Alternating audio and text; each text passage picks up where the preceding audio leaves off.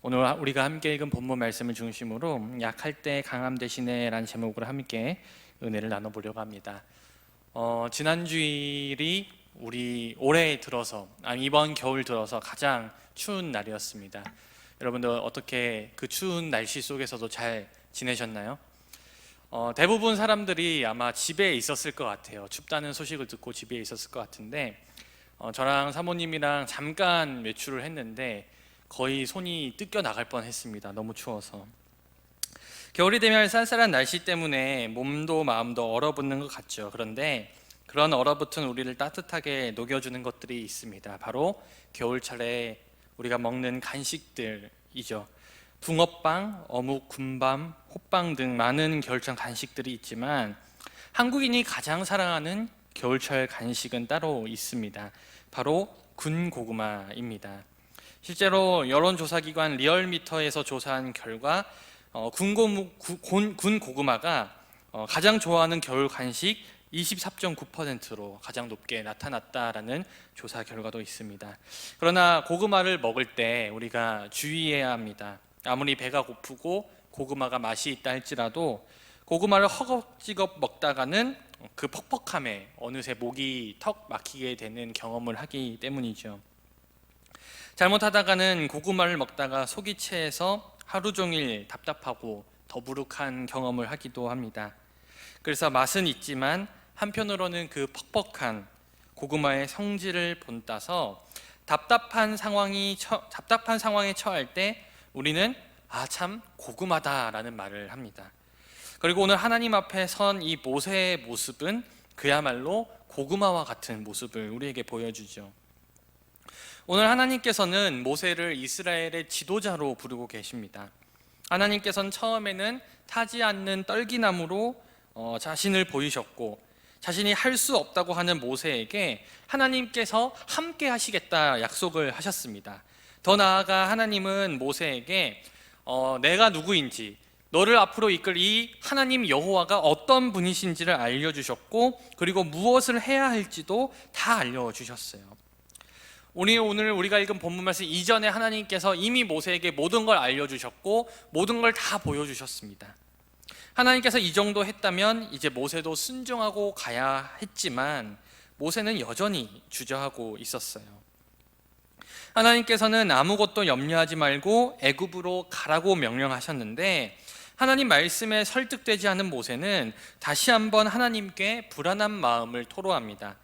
오늘 모세가 걱정하고 있는 문제는 이스라엘 백성들에게 거부당할까봐 두렵다라는 것이었습니다.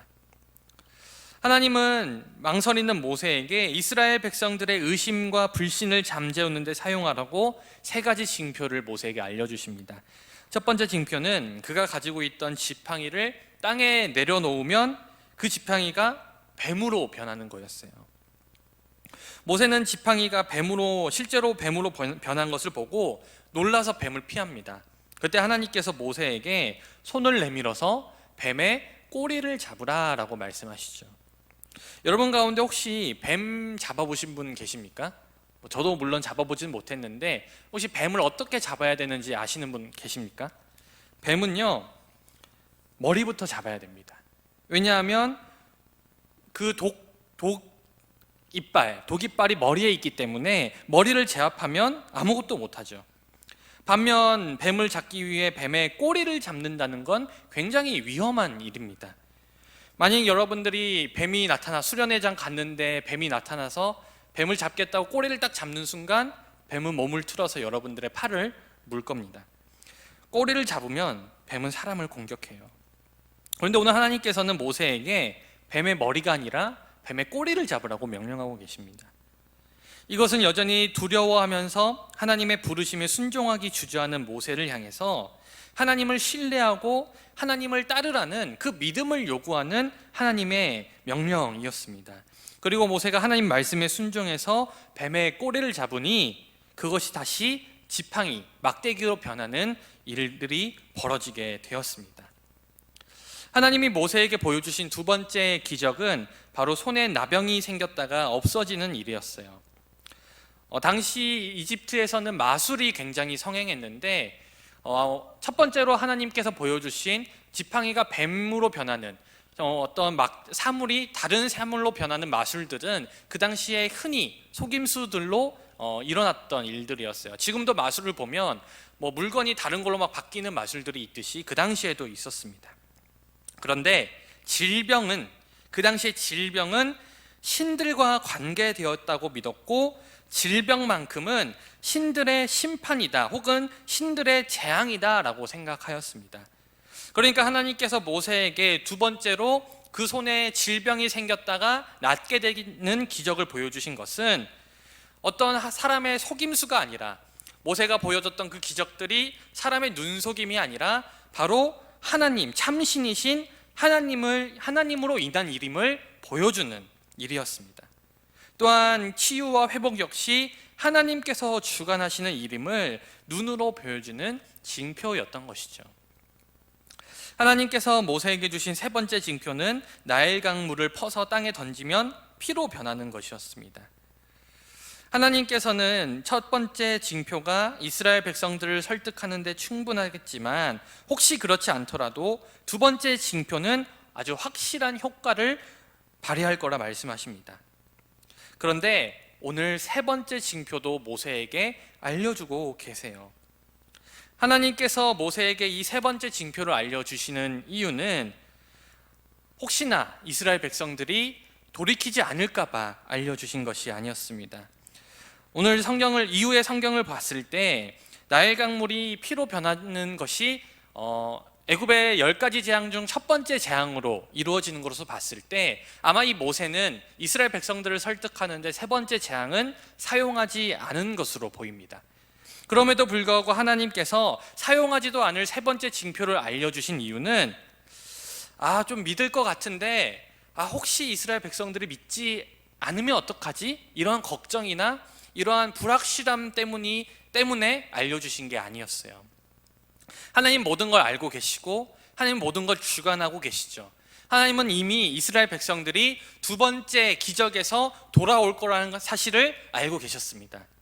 그럼에도 불구하고 세 번째 기적을 주신 이유는 바로 모세 때문이었습니다. 모세가 너무 불안해하니까, 모세가 너무 자신감이 없어하니까 이 세 번째 기적까지 알려주시면서 이스라엘 백성들이 분명히 돌아올 것이라는 확신을 주기 위해서 모세에게 세 번째 징표를 알려주신 것이죠.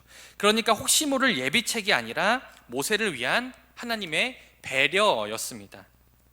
세 가지 징표를 통해서 모세에게 하나님께서는 자신이 어떤 분이신지를 알려주는 한편, 하나님을 보고도 이스라엘 백성들 앞에 서기를 주저하는 모세가 더 이상 두려워하지 않고 하나님의 능력을 믿고 이스라엘 백성 앞에 설 수 있도록 아주 철저하게 준비시켜 주신 것이죠. 자, 그러면은 이제 모든 준비가 끝났습니다. 모세는 세 가지 징표까지도 가지고 있어요. 이스라엘 백성이 믿지 않았을 때, 너가 무슨 하나님이 보낸 사람이야 했을 때 하나님께서 보여주라고 알려주신 세 가지 징표까지 가지고 있었습니다. 자, 그러면은 이제 모세가 해야 할 일은 이스라엘 백성들에게 가는 일이었죠. 그런데 모세는 또다시 문제를 제기합니다. 바로 자신의 능력이 부족하다는 거죠. 특별히 모세는 자신이 하나님의 대변인의 역할을 하기에 말주변이 너무 없다라고 고백을 합니다. 그러자 하나님께서는 사람의 입도 벙어리도 듣지 못하는 사람도 맹인도 모두 하나님께서 창조하셨다고 말씀하십니다. 즉 하나님께서 인간의 모든 것을 창조하셨으니 걱정하지 말라고 말씀하시면서 심지어 할 말까지도 다 알려주겠다라고 말씀하십니다. 그러니 이제 모세는 더 이상 할 말에 대해서 고민할 필요가 없는 거죠. 그냥 입술을 열어서 하나님이 알려주시는 말을 전하기만 하면 되는 겁니다. 내가 말을 지어서 해야 한다면 분명 말주변이 필요하겠지만 하나님이 다 알려주신다면 말주변도 필요가 없겠죠. 그냥 순종하기만 하면 되는 것입니다. 그럼에도 불구하고 모세는 여전히 떠나기를 주저합니다. 모세가 계속해서 변명을 늘어놓을 때 하나님께서는 능력을 보여주셨고 약속하셨습니다. 계속 모세를 설득하셨어요. 그리고 지금껏 모세의 모든 질문과 모든 의심에 대해서 아주 분명하고도 확실한 답을 다 알려주신 그 하나님을 향해 모세가 최종적으로 내놓은 결론은 바로 이것이었습니다. 오 주님, 보낼 자를 보내소서. 지금껏 모세는 자신의 연약함이나 어떤 문제로 인해서, 어떤 걱정거리로 인해서 갈 수 없다라고 말했지만, 이제는 더 이상 변명거리도 없이 이제 막무가내로 자신은 갈 수 없으니까 다른 사람을 보내라고 말합니다. 이러한 뻔뻔한 모세의 태도에 결국 하나님은 화를 내고 마시죠. 그리고 하나님께서는 모세의 형 아론과 함께 이스라엘 백성을 위한 사역을 할 것을 강력하게 명령하고 계십니다. 하나님께서는 그 노하신 상황 속에서, 분노하신 상황 속에서도 혼자 가기 두려워하는 모세를 위해서 아론을 세우시며 모세를 배려하셨고, 또한 이들에게 할 말과 모든 할 일을 다 알려주겠다고 다시 한번 약속하십니다. 하나님의 끊임없는 설득 끝에 결국 모세는 하나님의 명령에 따라 애굽으로 들어갈 준비를 합니다. 여러분, 오늘 모세의 모습이 어떻습니까? 여러분들이 아는 모세는 아주 위대한 지도자죠.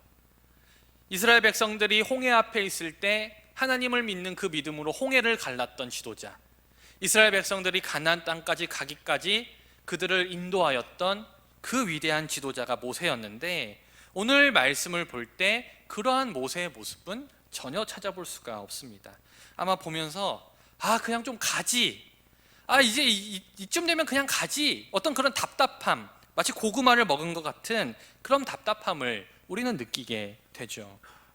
어쩜 저렇게 자신감이 없는지, 어쩜 저렇게 하나님을 믿지 못하는지, 어쩜 저렇게 한심하게 행동하는지, 고구마와 같은 모세의 모습을 보면 참 답답하고 한심하게 느껴집니다. 그런데 모세가 처음부터 이러지는 않았어요.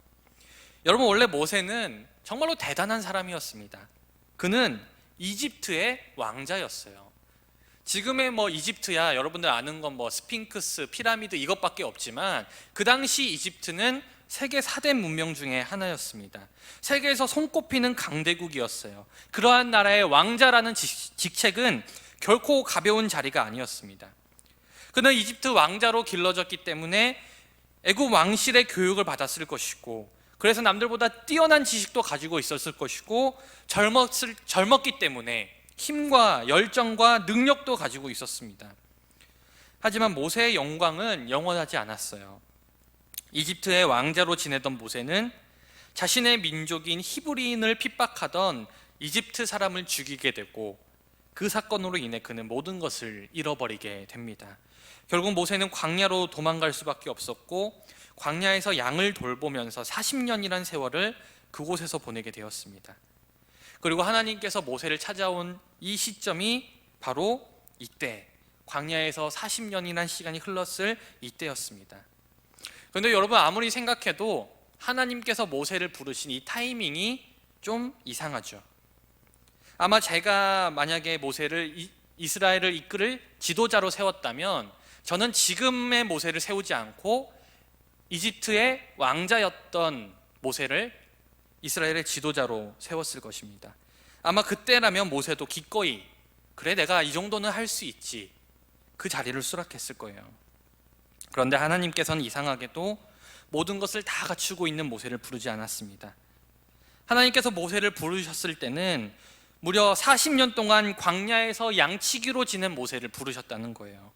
그리고 그 40년이라는 세월은 그가 애굽에서 누렸던 특권들, 그가 누렸던 지위들, 그리고 그가 애굽에서 얻을 수 있었던 여러 가지 지식들, 그 모든 것들을 다 잊어버리고 다 없어지게 만들었을 겁니다.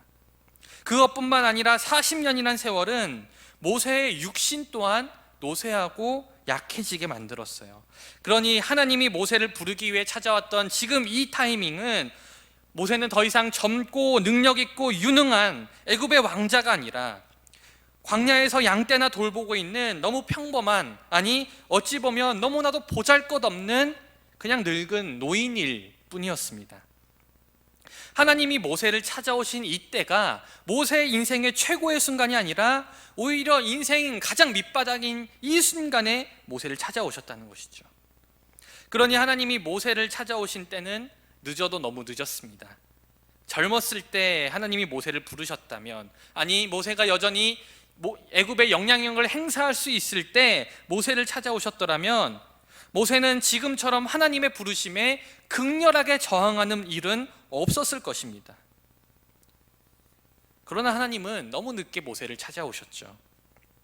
이러한 모세의 상황을 볼 때 오늘 모세의 이 모습들은 우리가 결코 비난할 수 없을 것 같습니다. 이해가 되는 부분들이 있는 것이죠. 하지만 중요한 것은 하나님께서는 이집트 왕자였던 모세를 부르지 아니하시고 모든 것을 잃어버리고 자신에 대한 불신이 가득했던 모세를 찾아오셔서 그런 모세를 부르셨다는 사실입니다. 왜 그러셨을까? 왜 하나님은 이때 모세를 부르셨을까? 그것은 바로 이스라엘 백성들을 인도할 분은 모세가 아니라 바로 하나님이셨기 때문이죠. 하나님은 끊임없이 오늘 모세에게 말씀하십니다. 이스라엘 백성들을 설득하는 일, 그리고 이집트로부터 이스라엘 백성들을 구원하는 그 모든 일은 모세가 아니라 하나님이 하시는 일이라고 계속 말씀하십니다. 물론 겉으로 보기에는 모세가 하는 것처럼 보일지는 모르겠으나 결국에는 모든 일을 행하시는 분은 전적으로 하나님이라는 사실을 모세에게 계속 알려주십니다. 앞으로 이집트라는 그 강대국을 탈출하는 일도, 그 광야길을 건너는 일도 하나님의 능력으로만 진행될 것이고, 아니 하나님의 능력이 있어야만 모든 일이 가능한 것입니다. 그리고 모세가 하나님의 능력으로 사역을 감당하기 위해서 가장 필요했던 게 있습니다. 바로 자신의 무능을, 자신의 약함을 인정하는 일이었습니다. 여러분, 지나치게 자신을 신뢰하는 사람은 결코 하나님의 능력을 의지할 수가 없습니다. 하나님의 능력은 우리가 약하다는 것을 인정할 때, 나의 힘으로는 할 수 있는 일이 아무것도 없음을 인정할 때 비로소 우리가 온전히 하나님만 의지할 수 있기 때문이죠.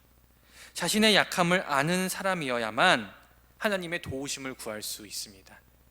자신의 무능을 아는 사람이어야만 하나님께 기도할 수 있습니다. 여러분, 이집트 왕자로 살았던 모세의 모습은 약함이라는 단어와는 거리가 멀었습니다. 그는 자신감에 차 있었어요. 그래서 자신의 민족을 괴롭히는 애굽인을 보고 자신이 그들을 구원하기 위해 살인을 저질렀습니다. 하지만 이제는 상황이 달라졌죠. 모세는 하나님이 쓰시기에 충분히 늙었고 충분히 약해졌습니다. 물론 하나님의 부르심에 여전히 모세는 나의 힘으로 그것을 감당해야 하는 줄 알고 자신은 능력 부족으로 그 일을 할 수 없다라고 고백하지만, 자신의 부족함을 아는 모세는 앞으로 분명 하나님을 의지할 수밖에 없을 것입니다. 하나님을 의지하면서 하나하나 그 모든 하나님의 사명들을 감당해 나갈 때, 내 힘으로 하는 게 아니라 하나님의 능력으로 하는 것이구나, 이스라엘 백성들을 이끄는 일 내가 하는 게 아니라 하나님이 하시는 거구나, 그 사실을 깨닫고 모세는 결국에는 위대한 민족의 지도자로 세워지게 되는 것이죠. 여러분, 생각해 보면 이건 너무나도 간단하고 누구나 알 수 있는 진리입니다. 성경을 보더라도 성경의 모든 인물들은 가장 힘들고 나약할 때 하나님을 만나서 누구보다도 강함을 체험하였습니다. 그리고 자신의 능력을 신뢰한 사람들은, 자신의 방법을 신뢰한 사람들은 늘 실패를 경험하게 되었죠. 그러니 하나님의 자녀의 강함, 하나님의 백성의 강함은 이 세상에서 돈을 많이 버는 것, 이 세상의 권력을 키워나가는 것, 사람들의 인기를 많이 얻는 것에서 나오지 않습니다. 세상의 권력은 거기서 나올 수 있겠죠. 그러나 하나님의 능력은 거기서 나오는 것이 아닙니다. 오히려 자신의 약함을 인정하고 나의 무능을 인정하고 누구보다 낮은 자세로 하나님의 도우심을 구할 때 하나님의 자녀들은 비로소 이 세상 누구도 범접할 수 없는 하나님의 능력을 누리게 되는 것이죠. 사랑하는 여러분, 그렇다고 우리가 이 세상에서 무식해지란 얘기가 아닙니다. 이 세상에서 돈 벌지 말고 그냥 약해져야 되니까 그냥 나이만 먹어가라는 뜻이 아닙니다. 분명 우리는 하나님의 사명을 감당하기 위해 나의 일생을 최선을 다해서 준비해야 되고 나의 모든 것을 쏟아부어서 나의 능력을 키워나가야 돼요. 그러나 그렇게 키워나가는 나의 능력, 그렇게 내가 노력을 쏟는 나의 모든 것들이 결코 하나님보다 크지 않음을 깨닫고 늘 겸손하게 하나님만 의지하라는 것을 제가 오늘 여러분들에게 말씀드리고 있는 것입니다. 그러니 우리는 항상 겸손하고 항상 낮아지기를 소망해야 합니다.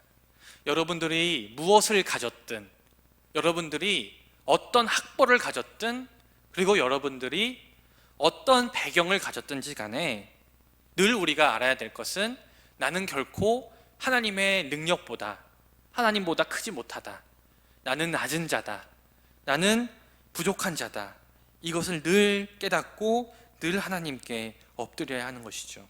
그래야만 세상의 어떤 능력보다 강하신 주님의 능력을 우리가 의지할 수 있는 것입니다. 우리가 기도할 때 어떻게 하나요? 우리가 해결할 수 있는 일, 우리는 기도하지 않을 때가 있습니다. 이 정도는 내가 할 수 있어. 이 정도는 내가 감당할 수 있지. 그런데 하나님 그렇게 말씀하지 않으세요. 우리의 모든 것들을 하나님께서 이끌어 주실 때 내 힘으로 할 수 있었던 것 같이 보였던 그 일까지도 내가 상상하지도 못한 길로 하나님께서 모든 것을 열어주실 것입니다. 그러니 나의 약함을 인정하는 것이 그리스도인들에게 있어선 진정한 강함인 것이죠. 나의 약함을 인정하는 일이 부끄러운 일이 아니라 오히려 하나님 앞에 있어서는 더 하나님을 의지하는 길입니다. 이것이 바로 약할 때 강함 되시네 라고 고백하는 어느 찬양 가사의 진정한 의미인 것입니다. 내가 약할 때 하나님은 나를 누구보다 강하게 만들어 주시기 때문이 아니라 여전히 나는 약하지만 그 약함을 인정할 때 비로소 나의 삶 속에서 하나님의 능력이 드러나기 때문에 우리는 나의 약함을 인정하고 주님께 나아가는 것입니다. 이 비밀을 깨닫는다면 결코 우리는 내가 가진 것과 나의 강함을 자랑할 수가 없겠죠. 우리의 모든 능력은 바로 주님으로부터 나오기 때문입니다. 사랑하는 여러분, 이제는 나의 약함을 인정하고 다른 사람들에게 누구보다 겸손한 태도로 나아감으로써 주님의 능력으로 비롯되는 진정한 강함이 여러분들 삶 속에서 드러나길 소망합니다. 그리하여서 여러분들도 모세처럼 하나님의 놀라운 일꾼으로 쓰임 받으시기를 주님의 이름으로 간절히 축원드립니다.